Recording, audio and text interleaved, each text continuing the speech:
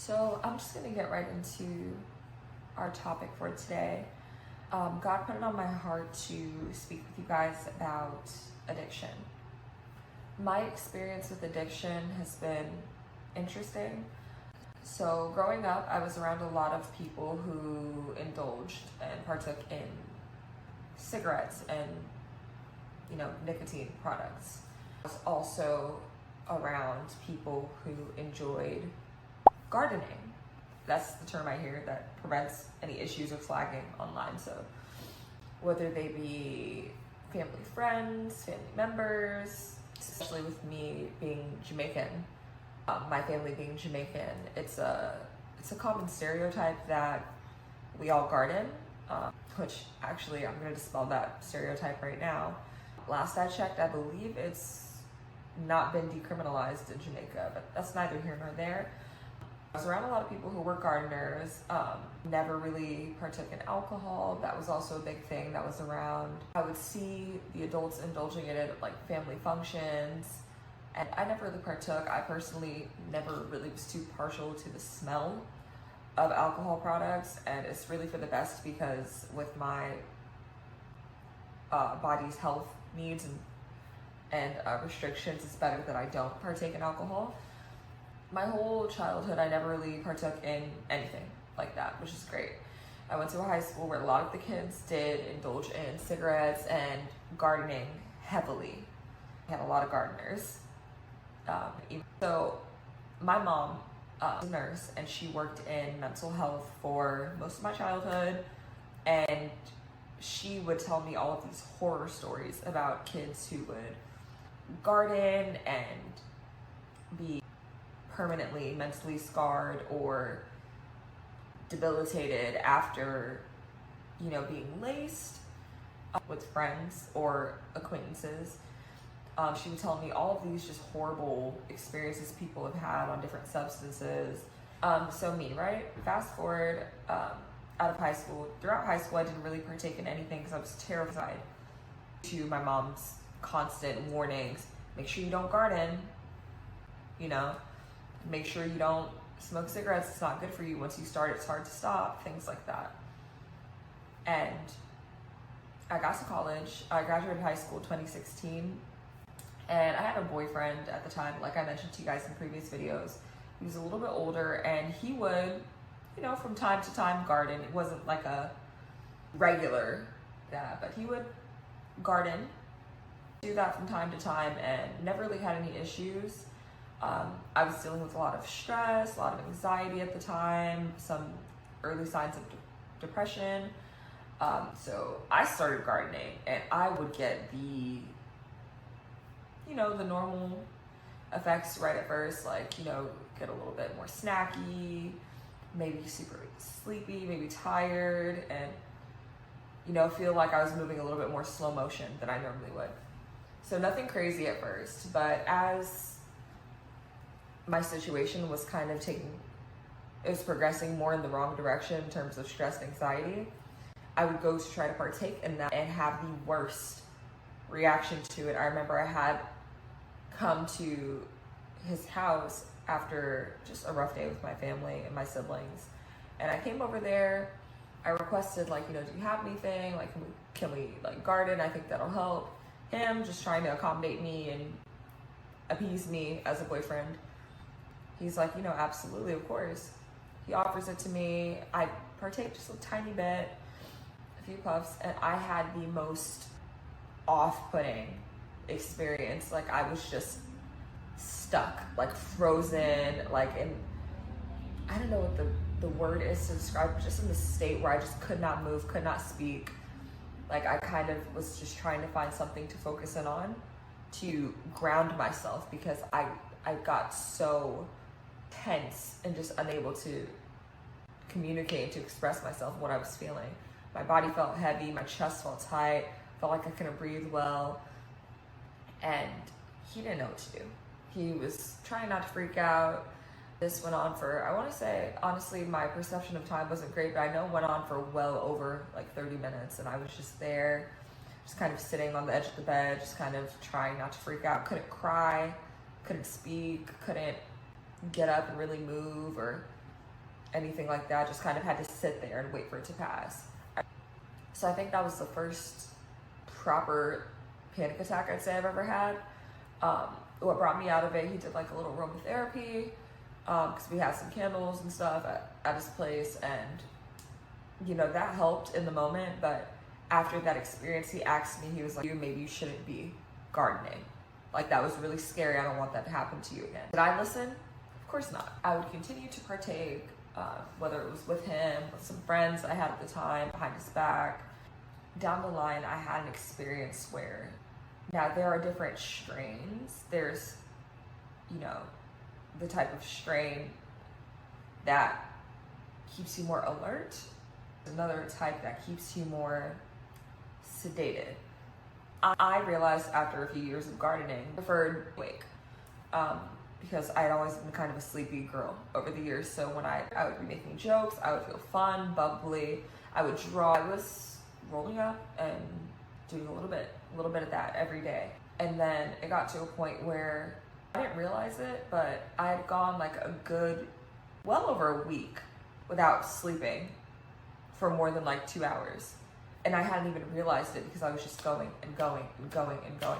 Had to shoot this day for social media. Okay, have work today. Okay, now I'm gonna go work out. Now I'm gonna do this. Now I'm gonna meditate. Now I'm gonna do yoga. Like all of these things, I'm just running, knocking things off my to-do list, not kind of gathering that I haven't been sleeping or even eating well.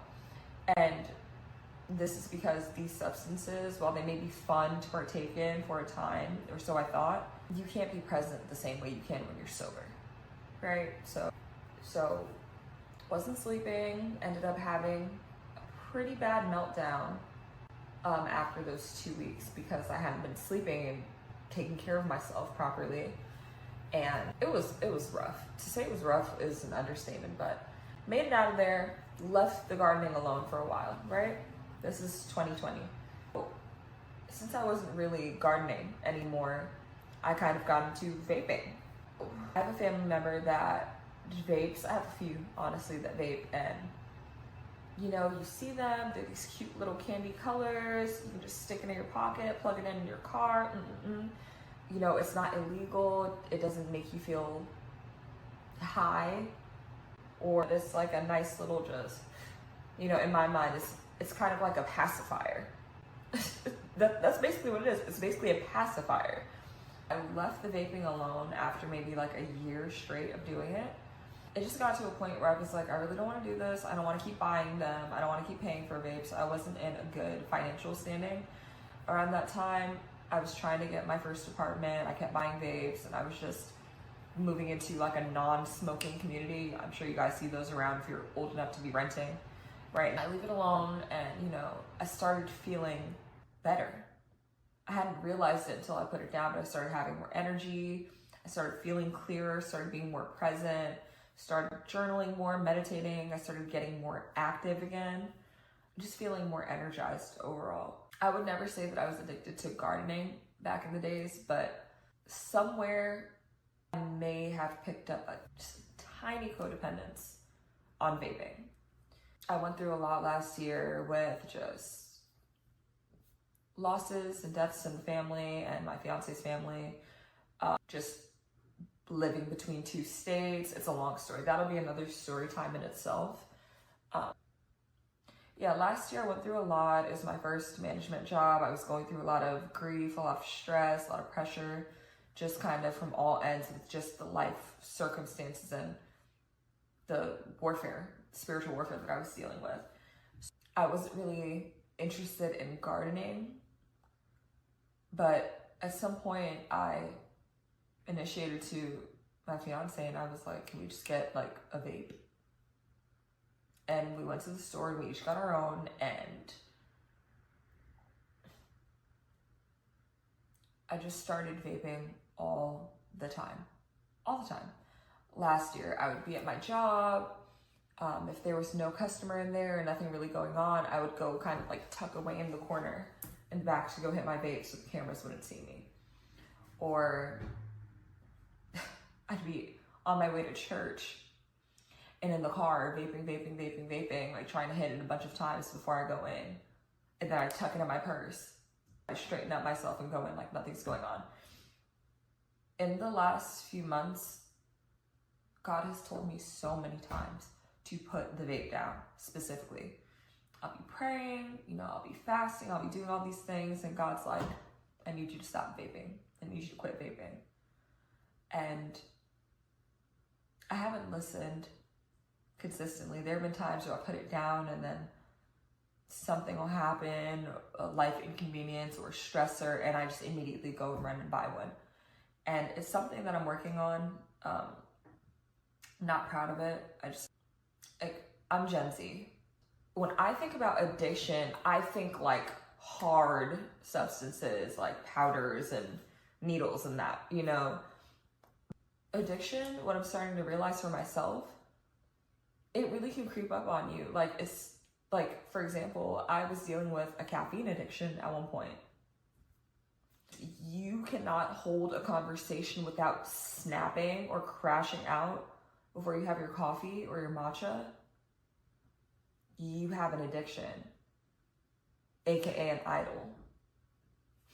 I had to realize that within myself. Like, why can I wake up some days and I don't say a word of gratitude, but I make sure I'm at Starbucks or I'm at whatever other cafe to get my matcha or my coffee?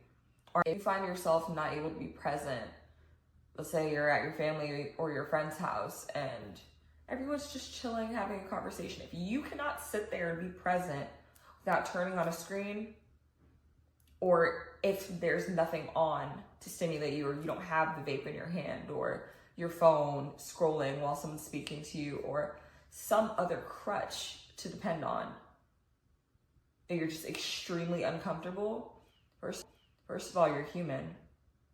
So, like, it's okay. That's normal. You're not the only one.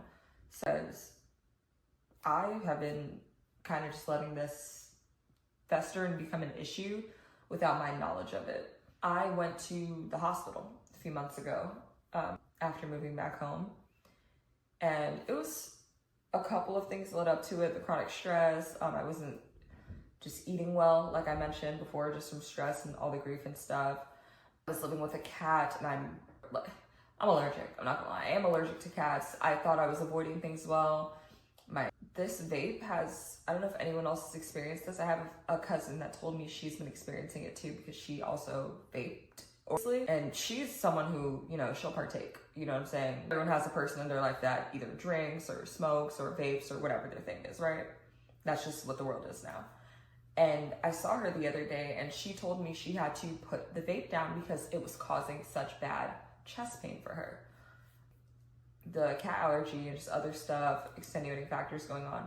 I ended up going to the ER because I was having this relentless chest pain no matter what I did. Couldn't sleep on my left side. Still sometimes can't, honestly. Most days I can't sleep on my left side. Even like if my family goes to hug me, like I'm favoring my right side so they don't squish too hard here. Because addiction is kind of like sneaky. You know how they say the devil comes like a thief to steal, kill, and destroy? So are some of these tools and devices that are just floating around the world today. In my case, vapes are one of them. It can steal your health. It can steal or destroy your health. It can steal just important moments from you. Just being present without like having a crutch and just, I don't know, it's weird, It can steal your money, For a while I felt like I was just leaking money. So I would say just be mindful if this is something you're experiencing yourself. Little things can become an addiction. It could be TV, it could be corn, it could be cigarettes, other substances, it could be attention, it can be a number of things, right? Food addiction, so you have sugar addictions, caffeine addiction, like I mentioned before. But I think the way to identify if something is becoming like a addiction in your life or a stronghold or like something that has some type of grip on you, if you feel irritable when it's gone or when you're forced to be present without it. Like a lot of us are addicted to our phones or our iPads. I know my case is beaten, and some people have addictions to social media. right? That may be something you need to take to God and take a look in the mirror at yourself and really sit with yourself and have a conversation about it.